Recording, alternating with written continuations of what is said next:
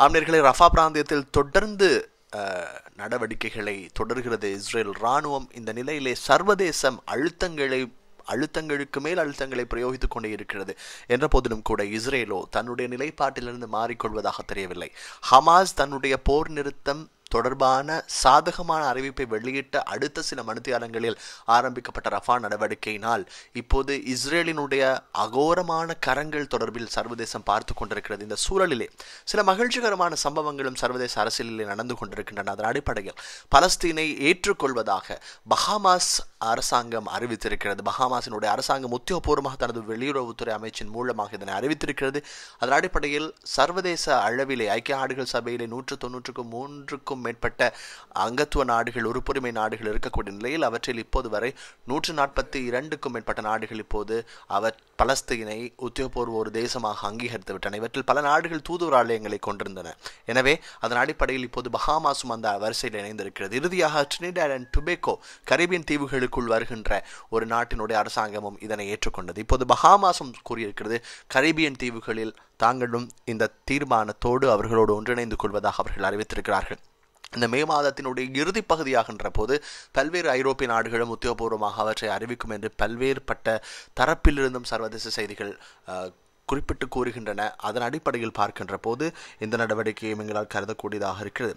இப்போது இருக்கக்கூடிய இந்த சூழலிலே இந்த நடவடிக்கை அப்படி இடம்பெற்றுக் கொண்டிருக்கின்ற போது ஈராக்கில் இருந்து இயங்கக்கூடிய ஈரான் ஆதரவு பெற்ற ஒரு ஆயுத குழு இஸ்ரேலினுடைய மிக முக்கியமான கேஸ் எரிவாயு வயல்கள், அதாவது உற்பத்தி நிலையங்கள் தகர்க்கப்பட்டிருப்பதாக சர்வதேச செய்திகள் குறிப்பிடுகின்றன. குறிப்பாக இஸ்ரேல் கடந்த சில கால பகுதிகளுக்குள் மத்திய தரை பிரதேசத்திலே கேஸ் எரிவாயு உற்பத்தி நாடுகளில் முன்னிலை வகிக்கிறது.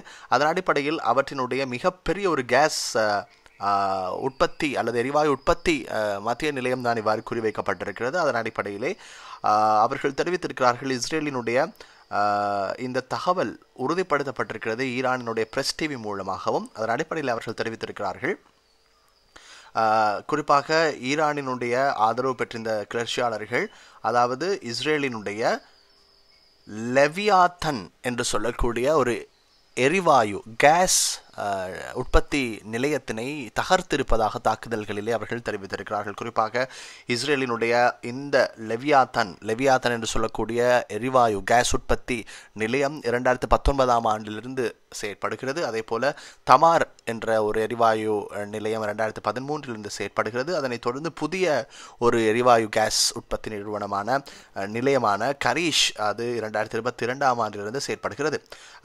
S&P குளோபலினுடைய அறிக்கைக்கு பிரகாரம் 2023ஆம் ஆண்டு நவம்பர் மாதம் அறிக்கைக்கு பிரகாரமாக உள்ளக தேவைகளுக்காக இஸ்ரேலிலிருந்து, அதாவது கெய்ரோ இஸ்ரேலிலிருந்து கேஸ் எரிவாயுவை தமது உள்ளக தேவைகளுக்காக பயன்படுத்தி வருவதாக சர்வதேச செய்திகள் தெரிவிக்கின்றன. அவற்றின் மூலம் தங்களுடைய LNG உற்பத்தியினுடைய ஏற்றுமதிக்கு அவற்றை பயன்படுத்துவதாகவும் சர்வதேச செய்திகள் தெரிவிக்கின்றன.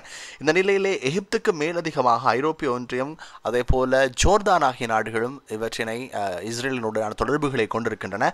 அவர்கள் ஏற்கனவே அதாவது எகிப்தினுடைய LNG மூலமாக சர்வதேச, அதாவது ஐரோப்பிய நாடுகளுக்கு இதனை விநியோகிப்பதற்கான புரிந்துணர்வு ஒப்பந்தம் கூட இஸ்ரேலுடன் அவர்கள் கைச்சாத்திட்டு இருக்கிறார்கள். குறிப்பாக ஐரோப்பிய ஒன்றியத்தினுடைய தலையீட்டிலே இது ரஷ்யா மீதான தடைகளை தொடர்ந்து மாற்று வழிகளை சிந்திப்பதற்கும் அவர்கள் தடைப்பட்டிருந்தார்கள். என்றால் ரஷ்யா உக்ரைன் யுத்தம் என்பது மாற்று வழிகளை தேடுவதற்கு அவர்களுக்கு வாய்ப்பு கொடுத்திருந்தது. குறிப்பாக ஹமாஸினுடைய அக்டோபர் 2023ஆம் ஆண்டு தாக்குதலுக்கு பிறகு இந்த தமார் என்று சொல்லக்கூடிய இஸ்ரேலினுடைய நாங்கள் ஏற்கனவே குறிப்பிட்ட அந்த கேஸ் எரிவாயு உற்பத்தி நிலையம் மூடப்பட்டது.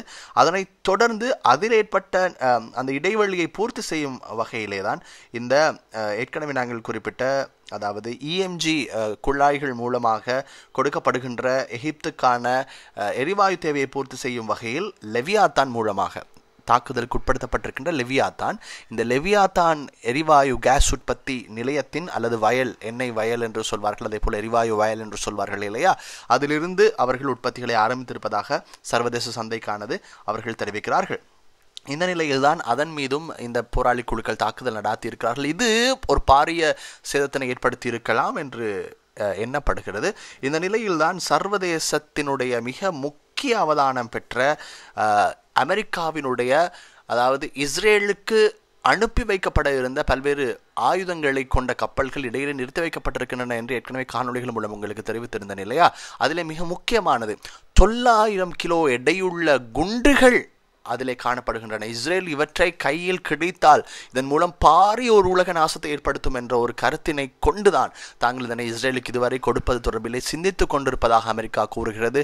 என்ற போதிலும் குறிப்பாக 225 கிலோ எடையுள்ள குண்டுகள், அதே போல 900 எடையுள்ள குண்டுகள் இதிலே இருப்பதாக சர்வதேச அசோசியேட் பிரஸ் செய்திகளினுடைய மேற்கோளை வைத்து எங்களால் காணக்கூடியதாக இருக்கிறது. குறிப்பாக இஸ்ரேல் ஹமாஸ் போர் ஆரம்பித்ததிலிருந்து, குறிப்பாக இந்த அக்டோபர் 7 தாக்குதலுக்கு பின்னரான போர்க்கால பகுதியில் முதல் முறையாக அமெரிக்கா இஸ்ரேலுக்கான ஆயுத உதவியை நிறுத்தி வைத்திருக்கிறது என்பதுதான் மிக முக்கியமான விடயம். குறிப்பாக 827 மில்லியன் டாலர்கள் பெறுமதியான அமெரிக்க அனுமதி பெற்ற ஆயுதங்கள் பரிமாறல் என்பதுதான் இப்போது மிக முக்கியமாக பேசப்படுகிறது. அதன் அடிப்படையிலே வேர்ல்ட் ஸ்ட்ரீட் ஜேர்னல் நாளிதழினுடைய தகவல்களுக்கு அமைவாக அமெரிக்கா உத்தியோகபூர்வமாக அறிவித்திருக்கிறது, இஸ்ரேலினுடைய நம்பகத்தன்மை அல்லது அவர்கள் சர்வதேச அரங்கிலே குறிப்பாக ரஃபா பிராந்தியத்திலே வேண்டாம் என்று சொல்கின்ற போது ஆரம்பித்த நடவடிக்கைகள் இவற்றை கருத்தில் கொண்டுதான் தாங்கள் குறிப்பாக JDAM என்று சொல்லக்கூடிய ஜாயிண்ட் டிரெக்ட் அட்டாக் மியூனிஷன்ஸ் என்று சொல்லக்கூடிய ஆயுதங்களையும் தாங்கள் இஸ்ரேலுக்கு இடைநிறுத்தி வைத்திருப்பதாக அல்லது பிற்படுத்துவதாக அமெரிக்கா அறிவித்திருக்கிறது. என்ற போதிலும் கூட இந்த ஆயுத பின்தள்வுகள் என்று சொல்கின்ற போது குறிப்பாக வெள்ளை மாளிகை இதனை உறுதிப்படுத்தி இருக்கிறது. குறிப்பாக 1800 2000 LB ரக குண்டுகள், 1700 500 LB ரக குண்டுகள், அதே போல 2000 பவுண்ட் குண்டுகள் இவற்றிலே உள்ளடங்குவதாகவும் சர்வதேச செய்திகள் தெரிவிக்கின்றன. ஏற்கனவே நாங்கள் தனிப்பட்ட ஒரு காணொலியிலே என்னென்ன வகை குண்டுகள் என்பது கூட உங்களுக்கு தெரிவித்திருந்தோம். ஆகவே இப்போதைய நிலையிலே காசா பிராந்தியத்தை தாண்டி ரஃபா பிராந்தியத்திலே இந்த நடவடிக்கைகளை மேற்கொள்கின்ற போது ஏற்படுகின்ற சில விரிசல் நிலைமைகள் தான் இந்த அதாவது நிறுத்தி வைப்புகளுக்கு காரணம் என்றும் சர்வதேச செய்திகள் தெரிவிக்கின்றன. ஆகவே இந்த மிக முக்கியமான செய்திகளை வழங்குவதற்காக உங்களோடு இணைந்து கொள்கிறோம். ரஃபா பிராந்தியத்தில் தொடர்ந்தும் கைதுகளும் இடம்பெறுகின்றன, தொடர்ந்தும் வன்முறைகள் இடம்பெறுகின்றன, தொடர்ந்தும் பலஸ்தீனத்தில் கொல்லப்பட்டுக் கொண்டிருக்கிறார்கள். 35,000 அண்மித்து விட்டது உயிரிழந்தவர்களினுடைய எண்ணிக்கை. தொடர்ந்து மனிதர்களே, உடனுக்குடன் செய்திகளை வழங்குவதற்கு நாங்கள் தயாராக இருக்கிறோம்.